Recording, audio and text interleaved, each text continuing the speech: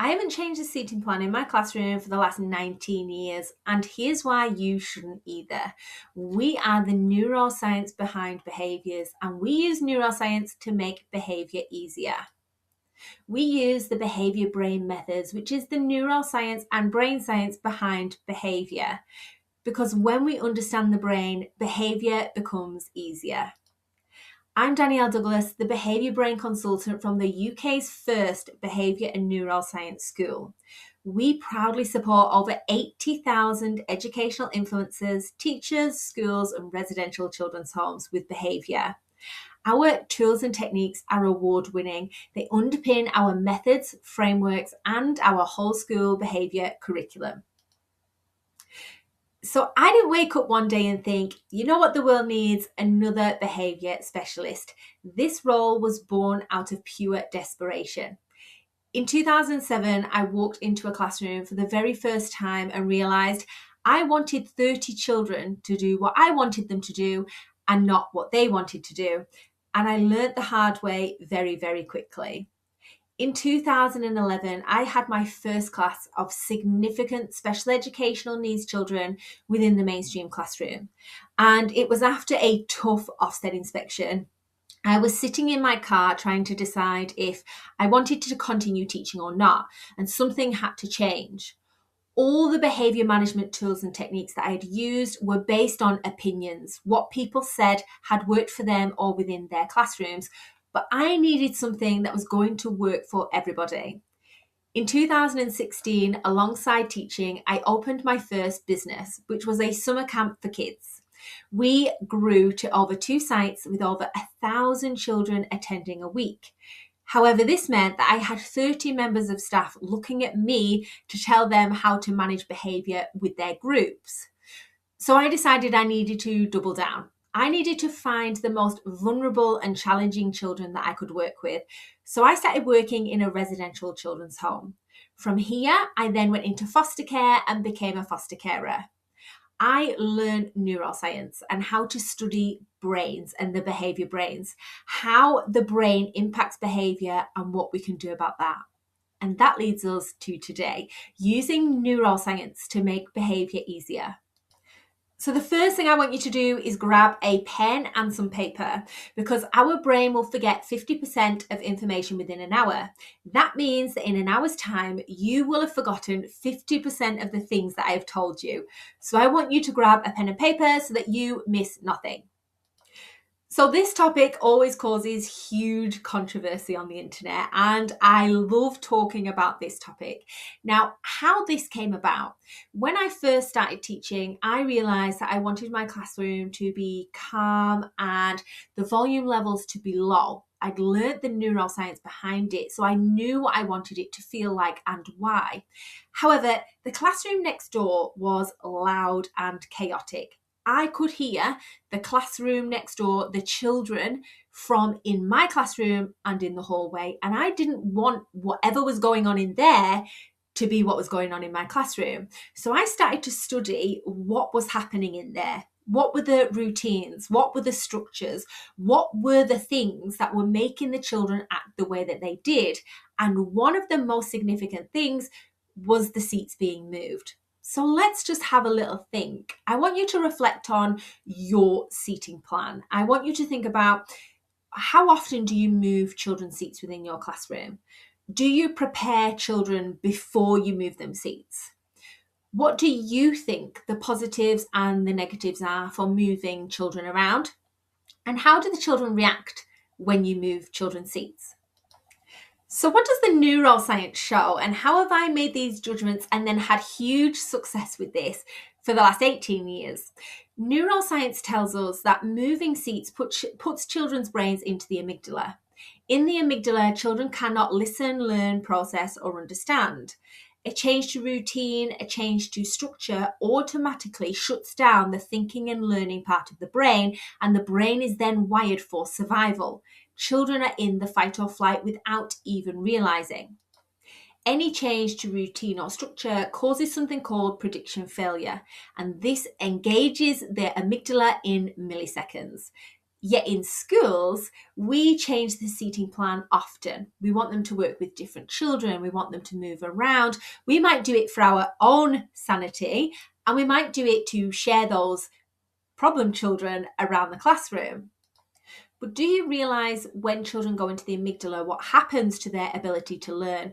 And do you also realize the amount of time it takes for children to get back from the amygdala into the prefrontal cortex? Because if you knew the difference and what happened with children's ability to listen, learn, and behave in the amygdala to the prefrontal cortex, I think you might think a little bit more about moving them seats.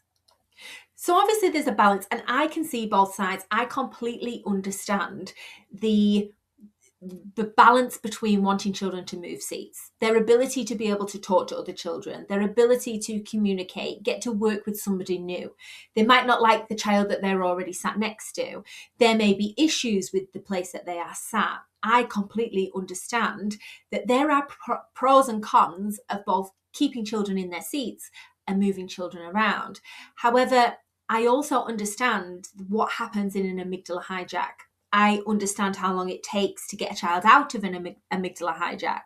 I know that in my classroom, how I want my children to feel and how I want them to be able to learn and process and understand and think, and what behaviour brain they need to be in for that to happen. So how much do you actually know about the behaviour brain? We teach schools, adults, children about the behaviour brain and how that influences our behaviour.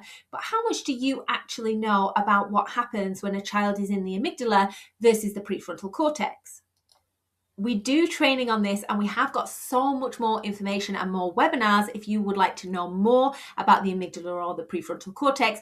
But here's a quick recap. So this guy is your amygdala, and he's for your emotions and your feelings. He is protection over anything else. Your fight, your flight, your anxiety. He's the guy that shuts down your thinking but ignites the fight.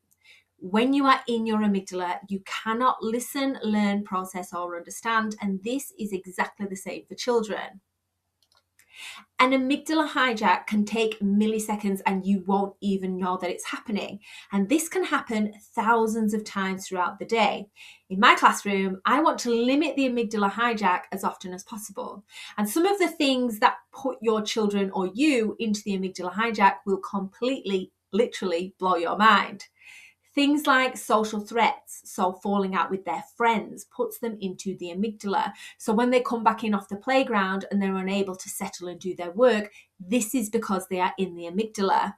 Lack of routine, lack of structure, sudden changes, loud volumes, a different person, a different place, unpredictable tones and body language. All of these things put children into the amygdala, which means they cannot listen, learn, process, or understand. This is the Douglas hierarchy of behaviour brains, and this correlates directly to Maslow's hierarchy of needs. We've created this to show exactly where children's brains are when their needs are not being met.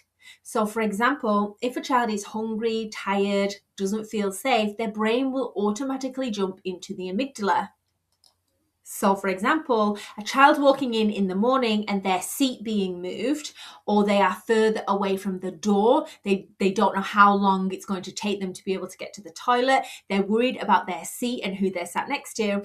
Every time that we move children's seats, this happens. Now, the problem with this is children can take hours, if not days, to get out of the amygdala and into the prefrontal cortex. So when did I make the decision to keep the seating plan the same? Now, let me get this straight, and I'll go into this a little bit more. I do a behaviour assessment before the children come into my classroom. I talk to the teacher from the previous year and I make a plan. That means as soon as the children walk into the classroom door, they know where they're going to be sat. Now, I will make changes if it is absolutely necessary. However, we do preparation work before that.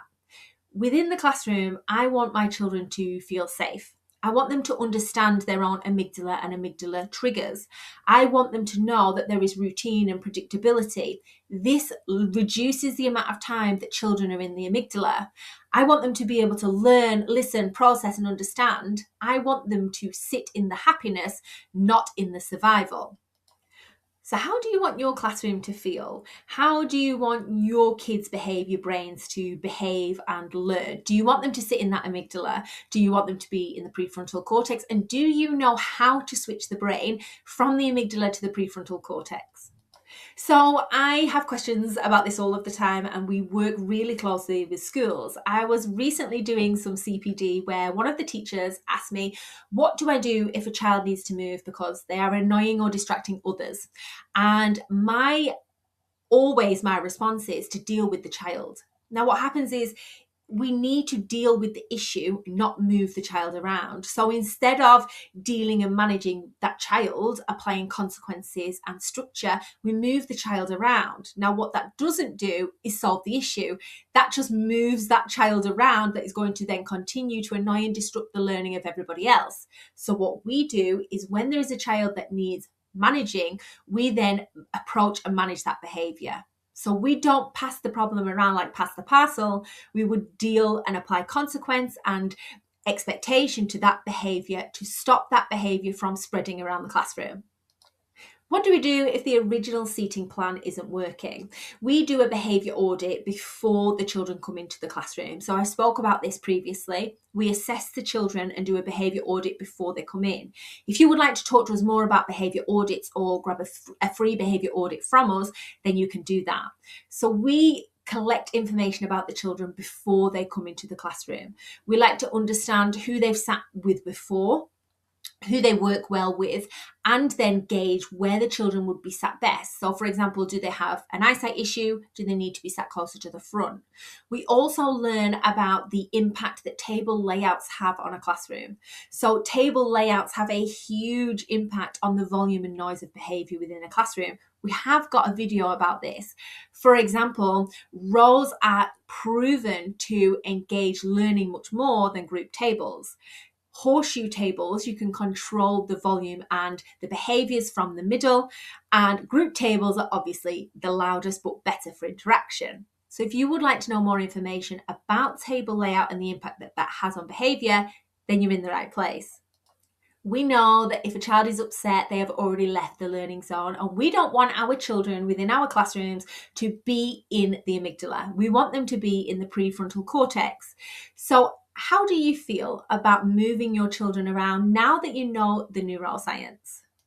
If you would like to know more information about the neuroscience behind behaviour and how to make behaviour easy using neuroscience, you're in the right place. I'm Danielle Douglas. Let's talk behaviour.